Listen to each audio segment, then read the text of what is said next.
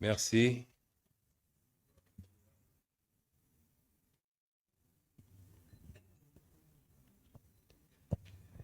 Merci, Excellence, Monsieur le Premier ministre de la République islamique de Mauritanie, membres de la délégation, Monsieur le Premier ministre, Monsieur les membres du gouvernement de la République du Sénégal, tous chers collaborateurs. C'est avec beaucoup de satisfaction que nous accueillons aujourd'hui le Premier ministre de la République sœur de Mauritanie. Cette visite fait suite à mon déplacement à Nouakchott il y a un an, pratiquement jour pour jour. Visite qui nous avait permis de poser les jalons d'un raffermissement de la coopération entre nos deux États et entre nos deux peuples. Je voudrais donc, au nom du président de la République, son Excellence Bassirou Diomaye Diakhar Faye, du gouvernement, de tout le peuple sénégalais, adresser nos remerciements les plus sincères, les plus profonds. D'abord à son Excellence, Monsieur le Président Ould Ghazouani, qui a bien voulu autoriser cette visite. Nos remerciements à notre homologue, le Premier ministre Ould, à toute sa délégation, à tout le peuple mauritanien. Cette visite est importante parce qu'elle nous permet une fois de plus de réaffirmer le caractère singulier, particulier des relations entre la République islamique de Mauritanie et la République du Sénégal.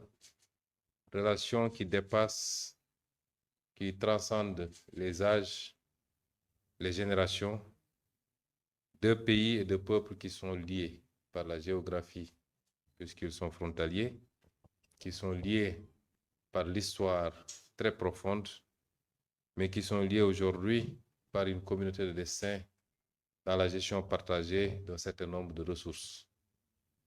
Elle est importante, cette visite également, en ce qu'elle nous permet de réactualiser un certain nombre d'axes de coopération qui ont été retenus l'année dernière à Nouakchott, d'abord entre les présidents de la République, mais de manière opérationnelle par les deux gouvernements, dans tous les domaines qui ont été traversés par la lecture du communiqué conjoint. Vous le savez, nos deux pays partagent énormément de choses. Et je disais tout à l'heure à son Excellence le Premier ministre que même le Seigneur nous contraint à travailler ensemble, à œuvrer ensemble. Il nous a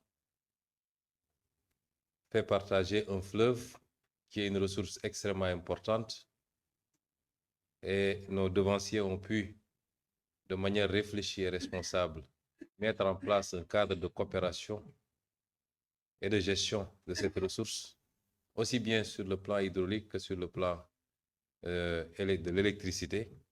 Et ça a donné l'organisation que nous connaissons, qui est une organisation presque unique en son genre dans le monde, l'OMBS. Mais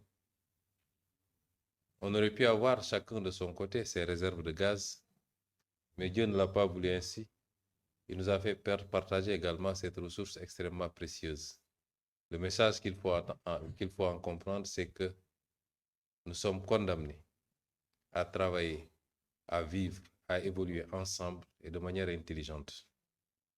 Et c'est en dialoguant, en discutant, en se retrouvant tout le temps que nous pourrons le faire de la manière la plus parfaite et pour le grand intérêt de nos peuples.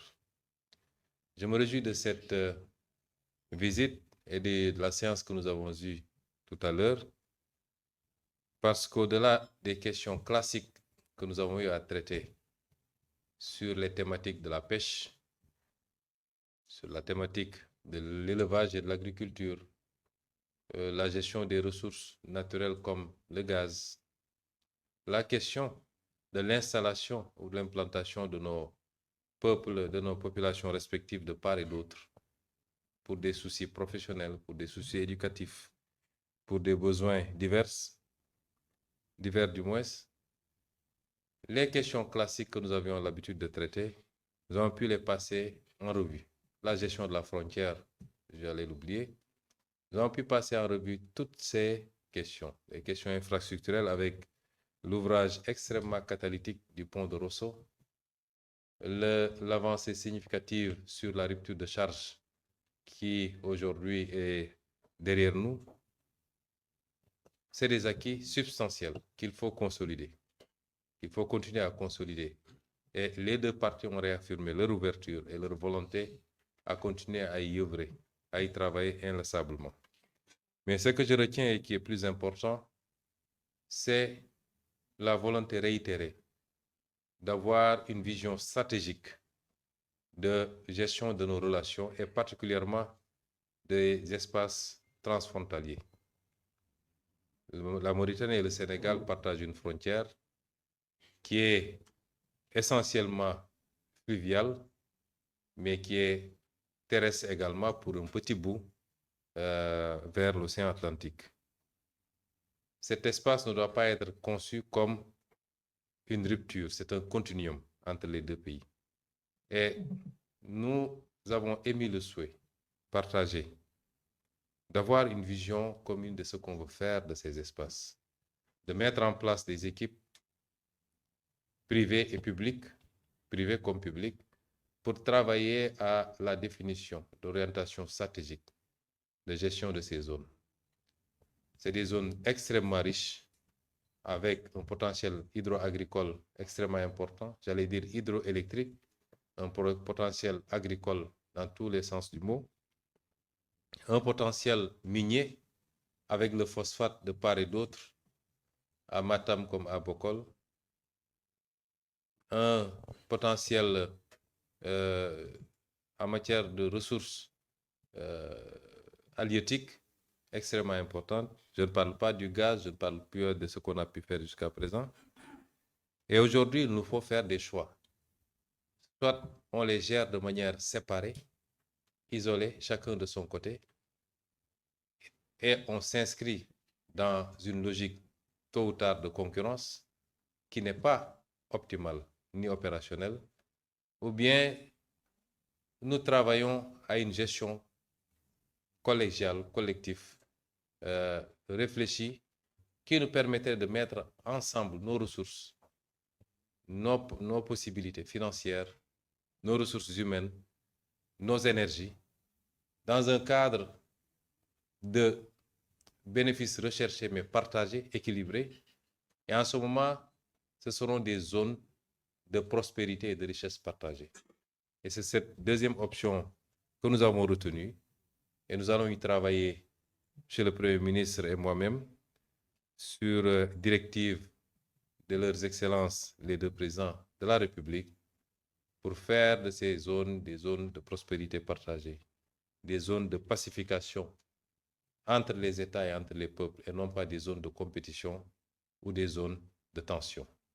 Et cet aspect extrêmement important à retenir de cette visite, je voudrais réitérer tous mes remerciements à l'endroit de son Excellence, Monsieur le Premier ministre, et toute sa délégation, et lui assurer de l'ouverture et de la disponibilité du Sénégal à aller chaque jour un peu plus loin dans notre collaboration avec la Mauritanie, comme avec tous nos voisins, comme avec tous les pays africains. Je vais terminer par remercier encore une fois Monsieur le Premier ministre sur les actes extrêmement importants que la République islamique de Mauritanie a posés depuis l'avènement au pouvoir de son Excellence, président Bassirou Diomaye Diakhar Faye. Des pas extrêmement importants, des accords historiques ont été signés. Je voudrais en citer que l'accord qui permet aujourd'hui de dépasser la problématique des conditions d'installation des populations de part et d'autre, la levée de toutes les obstructions, de tous les obstacles à l'installation de part et d'autre, notamment sur les conditions de délivrance des séjours, la non-exigence des permis de travail, la levée des frais qui étaient extrêmement lourds à supporter par les concitoyens, mais également sur le plan de la pêche avec le renouvellement des accords de pêche, cette volonté de continuer à le faire. Monsieur le Premier ministre, soyez-en remerciés et comprenez que le Sénégal vous tend la main et restera un pays ouvert également pour la Mauritanie, pour toutes les préoccupations de cette République sœur. Je vous remercie de votre attention. Merci beaucoup, Monsieur le Premier ministre. Et nous passons la parole à Monsieur le Premier ministre